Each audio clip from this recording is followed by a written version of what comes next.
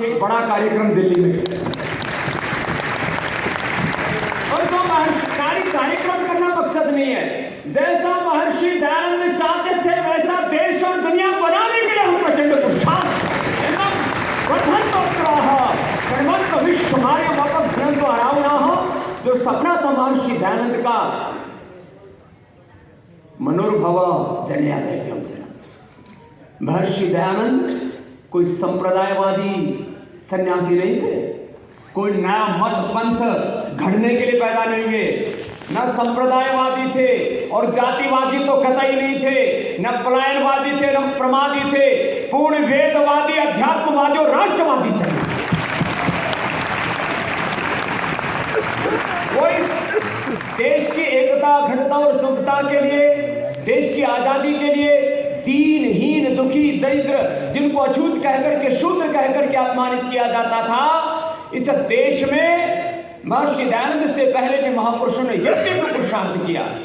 ऐसे संत कबीर साहब को, संत रविदास जी को और साउथ के हम एक महान साधु बसवन्ना जी आदि को सबको प्रणाम करते हैं। लेकिन सारे समाज सुधारकों को यदि एक ढांचे में ढाल दिया जाए और उससे कोई व्यक्तित्व, कोई महामानव उत्पन्न होता है, उसका नाम महर्षि दयानंद। समाज का ऐसा क्षेत्र नहीं छोड़ा जहां पर उन्होंने क्रांति नहीं की। लोग कहते थे स्त्री सूत्रों धीयता, ये ना कोई वेद वाक्य है ना किसी महापुरुष का वाक्य है, ये कुछ लोगों ने अपनी भड़ास निकालने के लिए महर्षि दयानंद ने एक बात कही। इस देश का दुर्भाग्य रहा जो संस्कृत में लिखा उसको संस्कृति मान लिया। यह किसी महापुरुष का वचन नहीं था। स्त्री शूद्रो ना धीयताम के विरुद्ध जाकर के स्त्री और शूद्रों को वेद किसी ने पढ़ाया तो महर्षि दयानंद। मात्र वेद की बात नहीं, समानता का दर्जा दिया। आज समानता की बात चारों ओर गूंज रही है, लेकिन मात्र स्त्री और शूद्र की बात नहीं। सब मनुष्य एक ईश्वर की संतान है, सब मनुष्य में एक समान आत्मा है।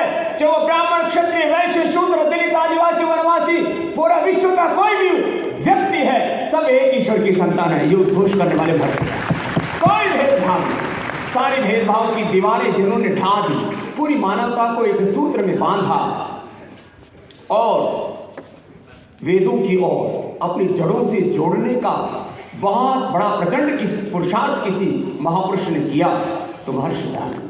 पराधीन भारत में आज कोई कुरान की, चाहे उनकी गलत व्याख्या हो या उनके जो भी कुछ हो, भाई इसमें ज्यादा हम बोलना नहीं चाहते, हमारे धनखड़ जी के ऊपर कोई समस्या ना आ जाए, लेकिन कुरान की गलतियों को भी महर्षि दयानंद ने मुगलों के राज में खुद सत्याग्रह प्रकाश। बाइबल के जो भी गलतियां थी, जो उनकी गलत व्याख्याएं कर रहे थे या उसको जो भी कहो, सत्याग्रह प्रकाश में उन्होंने साहस पूर्वक अंग्रेजों के राज में भी जो कुछ बाइबल के अंदर या बाइबल की व्याख्याओं के अंदर गलत लिखा हुआ था समाज के सामने रखा। और तमाम मत संप्रदायों में जिस समाज में वो पैदा हुआ, खुद एक ब्राह्मण परिवार में पैदा होकर के किसी एक जाति विशेष ने भी पाखंड किया तो उसके ऊपर भी प्रहार करने का साहस महर्षि दयानंद। कोई उन्होंने इस मामले में सत्य के साथ कोई समझौता नहीं किया।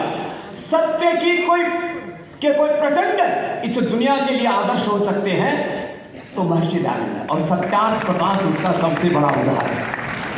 और आज मैं यदि आपके सामने खड़ा हूं तो सत्याग्रह प्रकाश का ही प्रोडक्ट हूं, महर्षि दयानंद की बदौलत।